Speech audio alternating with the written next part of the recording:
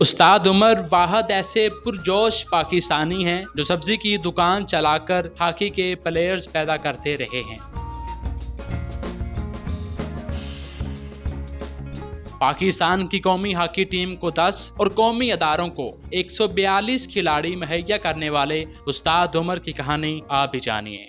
Urdu point की videos देखने के लिए हमारा चैनल सब्सक्राइब कीजिए और बेल के आइकन पर क्लिक कीजिए ताकि आप हमारी तमाम आने वाली वीडियोस से बाखबर रह सकें।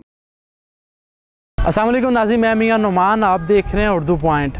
आज आपको हॉकी और तोबा टेक्सिंग के रिश्ते के हवाले से बताएंगे और आपको मुलाकात करवाएंगे एक ऐसे शख्स से जो खुद तो सब्ज़ी बेचता है, मज़दूरी करता है, लेकिन उसने पाकिस्तान हॉकी टीम को 10 इंटरनेशनल प्लेयर्स, ओलंपियंस और 142 प्लेयर्स पाकिस्तान के मुख्तलिफ सरकारी महकमों को दिए हैं। तोबा टेक्सिंग की बात की जाए तो एक वक्त में कौमी खेल हॉकी में 10 प्लेयर्स तोबा टेक्सिंग से खेला करते थे।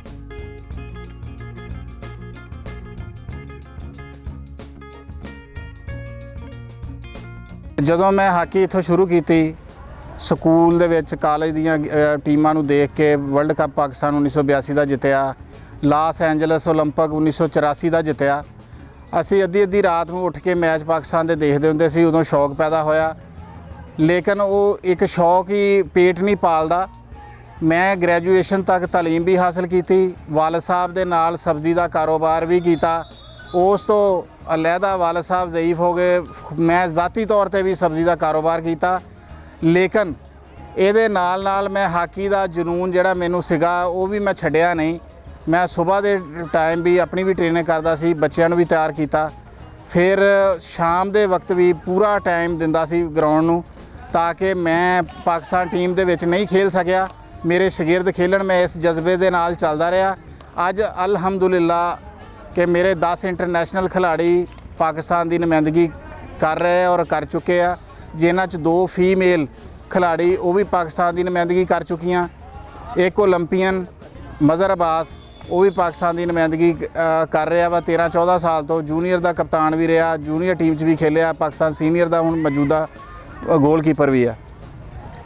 ਜਦੋਂ ਤੋਂ ਮਿੱਟੀ ਦਾ ਗਰਾਊਂਡ ਸੀਗਾ ਸਾਡੇ ਕੋਲ, ਉਦੋਂ ਇਹ ਸਿਰਫ ਇੱਕ ਜਗ੍ਹਾ ਸੀਗੀ, ਸਰਕਾਰੀ ਜਗ੍ਹਾ ਸੀ, ਉਹਦੇ ਉੱਤੇ ਗਰਾਊਂਡ ਬਣਾ ਕੇ ਖੇਡ ਰਹੇ ਸੀ। ਪ੍ਰੋਪਰ ਗਰਾਊਂਡ ਨਹੀਂ ਸੀਗਾ, ਇਹ ਸਰਕਾਰੀ ਜਗ੍ਹਾ ਸੀਗੀ। ਉਹਨੂੰ ਲੈਵਲ ਕਰਕੇ ਬੜੀਆਂ ਮਿਹਨਤਾਂ ਮੁਸ਼ੱਕਤਾਂ ਦੇ ਨਾਲ ਗਰਾਊਂਡ ਬਣਾ ਕੇ ਅਸੀਂ ਗਰਾਊਂਡ ਬਣਾਇਆ। ਲੇਕਿਨ ਇਹਦੇ ਨਾਲ ਅਸੀਂ ਗਰਾਊਂਡ ਦੇ ਹਸੂਲ ਵਾਸਤੇ ਹਰ ਜਗ੍ਹਾ 'ਤੇ ਕੋਸ਼ਿਸ਼ ਕੀਤੀ। ਹਰ ਗੌਰਮੈਂਟ, ਸੂਬਾਈ, ਵਫਾਕੀ ਸੈਕਟਰੀ ਸਪੋਰਟਸ, ਸੂਬਾਈ ਮਿਨਿਸਟਰ ਜਿਹੜੇ ਵੀ ਖੇਲਦੇ ਹੁੰਦੇ ਸੀਗੇ, ਉਹਨਾਂ ਨੂੰ ਦਰਖਾਸਤਾਂ ਲਿਖੀਆਂ। ਦਰਖਾਸਤਾਂ ਲਿਖ ਕੇ ਮੈਂ ਅਰਜ਼ੀ ਨਵੀਸ ਹੋ ਗਿਆ। ਲੇਕਿਨ ਬਹੁਤ ਦੇਰ ਬਾਅਦ 2017 ਦੇ ਵਿੱਚ ਇਹ ਮਨਸੂਬਾ ਜਿਹੜਾ ਨਵਾਜ਼ ਸ਼ਰੀਫ ਗੌਰਮੈਂਟ ਦੇ ਵਿੱਚ ਸ਼ੁਰੂ ਹੋਇਆ ਅਤੇ ਪੂਰੇ ਪੰਜਾਬ ਦੇ ਵਿੱਚ 44 ਟਰਫ, ਆਸਟਰ ਟਰਫ ਮਨਜ਼ੂਰ ਹੋਏ। ਲੇਕਿਨ ਉਹਦੀ ਇੱਕ ਖਾਸ ਗੱਲ ਇਹ ਆ ਕਿ ਉਹਨਾਂ ਨੇ ਇੱਦਾਂ ਇਸੇ ਤਰੀਕੇ ਨਾਲ ਨਹੀਂ ਵੀ ਟਰਫ ਚੱਕ ਕੇ ਮਤਲਬ ਛਾਪਰਾਂ ਤਰ੍ਹਾਂ ਸਿੱਟ ਦਿੱਤੇ। ਉਹਨਾਂ ਨੇ ਪਹਿਲੇ ਤਹਿਕੀਕ ਰਿਸਰਚ ਕੀਤੀ ਵੀ ਕਿਸ ਜਗ੍ਹਾ ਤੋਂ ਬੱਚੇ ਪਾਕਿਸਤਾਨ ਦੀ ਨੁਮਾਇੰਦਗੀ ਕਰ ਰਹੇ ਆ, ਕਿਸ ਜਗ੍ਹਾ ਤੋਂ ਓਲੰਪੀਅਨ ਆ ਰਹੇ ਆ, ਕਿਸ ਜਗ੍ਹਾ ਦੇ ਵਿੱਚ ਜ਼ਰੂਰਤ ਆ। ਉਸ ਜ਼ਰੂਰਤ ਨੂੰ ਮੱਦੇਨਜ਼ਰ ਰੱਖਦਿਆਂ ਹੋਇਆਂ ਉਹਨਾਂ ਨੇ ਟੋਬਾ ਟੇਕਸਿੰਗ ਦੇ ਵਿੱਚ ਵੀ ਇੱਕ ਸਟੇਡੀਅਮ ਬਣਾਉਣ ਦਾ ਐਲਾਨ ਕੀਤਾ, ਜਿਹੜਾ ਕਿ ਖੁਸ਼ ਆਇੰਦ ਸੀ। ਇਹ ਸਾਡੇ ਲਈ ਬੜੇ ਫਾਇਦੇਮੰਦ ਆ ਕਿ ਸਾਡੇ ਬੱਚੇ ਲਾਹੌਰ ਜਾਂ ਗੋਜਰੇ ਟਰਫ ਇਸਤੇਮਾਲ ਕਰਦੇ ਸੀਗੇ, ਆਪਣੇ ਕੈਂਪਾਂ ਵਾਸਤੇ ਤਿਆਰੀ ਕਰਦੇ ਸੀ। ਲੇਕਿਨ ਹੁਣ ਉਹਨਾਂ ਨੂੰ ਟਾਈਮ ਵੇਸਟ ਨਹੀਂ ਕਰਨਾ ਪਏਗਾ, ਦੂਸਰੇ ਸ਼ਹਿਰਾਂ 'ਚ ਜਾ ਕੇ ਟ੍ਰੇਨਿੰਗ ਨਹੀਂ ਕਰਨੀ ਪੈਗੀ। ਉਹ ਪ੍ਰੋਪਰ ਟ੍ਰੇਨਿੰਗ ਇਸ ਮਿੱਟੀ ਵਾਲੇ ਗਰਾਊਂਡ ਤੋਂ ਹੁਣ ਆਸਟਰ ਟਰਫ ਵਾਲੇ ਗਰਾਊਂਡ 'ਚ ਆਪਣੇ ਪ੍ਰੋਪਰ ਟ੍ਰੇਨਿੰਗ ਕਰਕੇ ਟ੍ਰੇਲਾਂ ਦੇ ਵਿੱਚ ਬਿਹਤਰ ਪਰਫਾਰਮੈਂਸ ਦੇ ਸਕਦੇ ਆ। ਇਨਸ਼ਾਅੱਲਾਹੁਲ ਅਜ਼ੀਜ਼ ਜਦੋਂ ਤੱਕ ਮੇਰੀ ਜ਼ਿੰਦਗੀ ਆ ਅਤੇ ਇਹ ਸਦਕਾ ਜਾਰੀਆ ਵਾ, ਇਹ ਸਦਕਾ ਜਾਰੀਆ ਇਨਸ਼ਾਅੱਲਾ ਚੱਲਦਾ ਰਹੇਗਾ। ਅਤੇ ਮਜ਼ੀਦ ਆ ਬੱਚੇ ਤੁਸੀਂ ਮੇਰੇ ਅਕਬ ਦੇ ਵਿੱਚ ਦੇਖ ਰਹੇ ਹੋ ਕਿ ਸੁਬਾਹ ਸ਼ਾਮ ਟ੍ਰੇਨਿੰਗ ਕਰਦੇ ਆ। ਇਹਨਾਂ ਦੇ ਵਿੱਚ ਅੰਡਰ 13, 14, ਅੰਡਰ 16, ਅੰਡਰ 18 ਐਸੇ ਅੱਛੇ ਖਿਲਾੜੀ ਆ ਜਿਹੜੇ ਮੁਸਤਕਬਲ ਕਰੀਬ ਦੇ ਵਿੱਚ ਸਾਰੀਆਂ ਟੀਮਾਂ 'ਚ ਐਡਜਸਟ ਹੋਣੇ ਆ।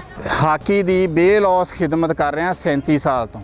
ਗੁਜ਼ਿਸ਼ਤਾ 3-4 ਸਾਲ ਤੋਂ ਅਕੈਡਮੀ ਦੇ ਜਿਹੜੇ ਆਪਣੇ ਸਰਪ੍ਰਸਤ ਆਲਾ ਸੀ, ਦੂਸਰੇ ਦੋਸਤ ਅਹਿਬਾਬ ਸੀ, ਅਕੈਡਮੀ ਦੇ ਇੰਤਜ਼ਾਮੀਆ ਸੀ, ਖਿਲਾੜੀ ਜਿਹੜੇ ਬਰੂਨੇ ਮੁਲਕ ਲੀਗ ਖੇਡ ਰਹੇ ਆ, ਸੀਨੀਅਰ ਖਿਲਾੜੀ ਜਿਹੜੇ ਪਾਕਿਸਤਾਨ ਦੇ ਮੁਖਤਲਿਫ ਮਹਿਕਮਿਆਂ 'ਚ ਆ, ਉਹਨਾਂ ਦੀ ਕਾਵਿਸ਼ ਦੇ ਨਾਲ ਅਸੀਂ ਸਾਰੇ ਐਕਸਪੈਂਸਸ ਜਿਹੜੇ ਆ ਨਾ ਅਕੈਡਮੀ ਦੇ ਉਹ ਉਹਨਾਂ ਦੇ ਜ਼ਿੰਮੇ ਲਾਏ ਹੋਏ ਆ ਤੇ ਉਹੀ ਇਹਨੂੰ ਬਰਦਾਸ਼ਤ ਕਰਦੇ ਆ। ਮੇਰੀ 37 ਸਾਲਾ ਬੇਲੌਸ ਖਿਦਮਤ ਆ ਇਸ ਹਾਕੀ ਵਾਸਤੇ, ਕੌਮੀ ਖੇਲ ਦੇ ਫਰੋਗ ਵਾਸਤੇ।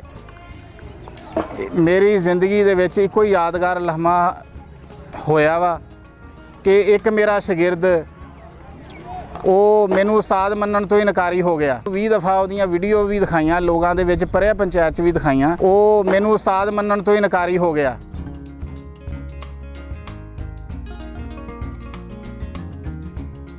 मेरा तल्लक उस्ताद उमर के साथ उस वक़्त का है जब इस महल्ले में नई नई हॉकी शुरू हुई थी। ये तकरीबन 1984 की बात है। यहाँ पे कुछ भी नहीं होता था, तो इधर झाड़ी होती थी, ये चीज़ होती थी। हमने यहाँ पे हॉकी को स्टार्ट किया। उसके बाद मैं 1999 में फ़ौज में भर्ती हो गया। 27 साल फ़ौज की नौकरी करने के बाद भी मैं यहाँ उस्ताद उमर के साथ खड़ा हूँ। और उस्ताद उमर ने जो 37 साल इस ग्राउंड में इस हॉकी के लिए खिदमत अंजाम दी है, यहाँ कोई भी नहीं कर सकता। मैं Ishtiaq Ahmed, Pakistan international hockey player. मैं उस्ताद उमर हॉकी अकेडमी से पिछले 20 साल से खेल रहा हूँ और अभी हांगकांग में होता हूँ, उधर हांगकांग लीग खेलता हूँ और हांगकांग की नेशनल टीम में खेला हूँ। और पाकिस्तान की नेशनल टीम में 2003 से कैंपों में और 2005 का junior world cup, 2007 Azlan Shah और 2006 साउथ एशियन गेम का गोल्ड मेडलिस्ट हूँ। और मैं इधर से हॉकी शुरू की, उस वक्त ये बिल्कुल इधर ये आस्ट्रो ट्रफ नहीं होती थी, लेकिन अल्हम्दुलिल्लाह इन बच्चों के लिए ये बहुत बेहतरीन चीज़ है जो अभी इनके लिए मुहैया है। आस्ट्रो ट्रफ जो इंटरनेशनल हॉकी को कम्पीट करती है, तो इसलिए इनके लिए अभी बहुत ज़्यादा चांसेस हैं, ब्राइट फ्यूचर है इनका, ब्राइट चांसेस हैं। पिछले 10 साल से पाकिस्तान वापडा की हॉकी टीम के साथ मुंसलिक हूँ। तो मलेशिया, सिंगापुर, कतर, ओमान, इसके अलावा बहुत सारी कंट्री में लीग खेल चुका हूँ। तो ये जो सारा सेटअप है वो उस्तादियों की वजह से है।